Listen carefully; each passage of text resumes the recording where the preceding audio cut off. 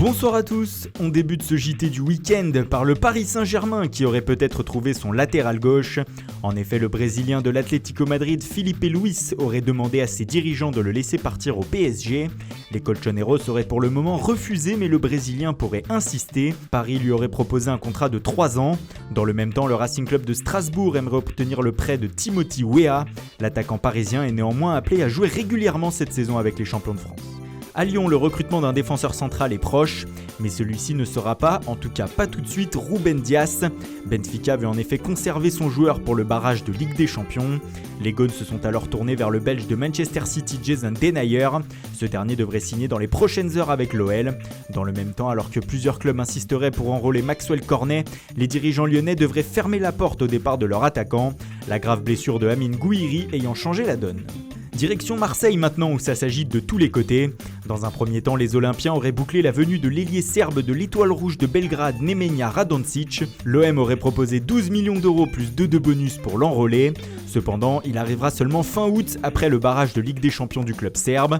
Rudy Garcia a néanmoins refroidi les supporters marseillais sur les possibles venues de Valentin Rongier et Mario Balotelli. Le coach marseillais a indiqué que la priorité n'était pas un attaquant, mais un joueur défensif. Dans le sens des départs, alors que la presse turque annonçait l'arrivée prochaine de Kostas Mitroglou au Beşiktaş, le grec a fait une mise au point sur Twitter en écrivant qu'il ne pensait qu'à faire mieux que la saison passée avec l'OM.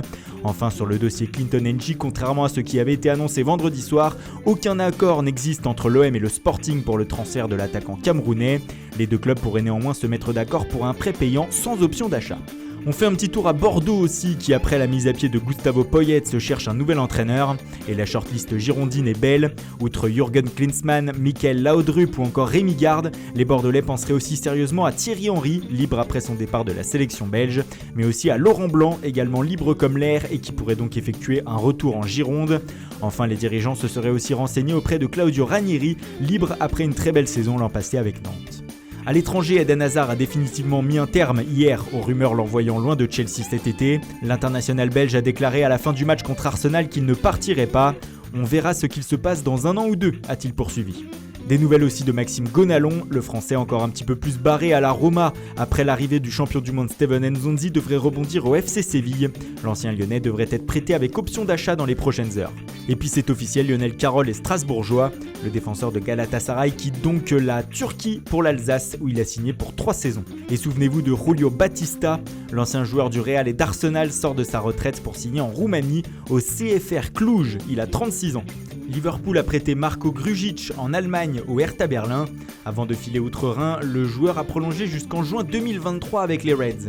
Et puis énorme surprise, Djibril Cissé jouera cette saison en Italie. Le Français a signé un contrat d'1 an avec Vicenza qui évolue en 3e division. Voilà, c'est tout pour aujourd'hui. Bonne soirée à tous et rendez-vous dès demain matin pour de nouvelles informations sur le Mercato.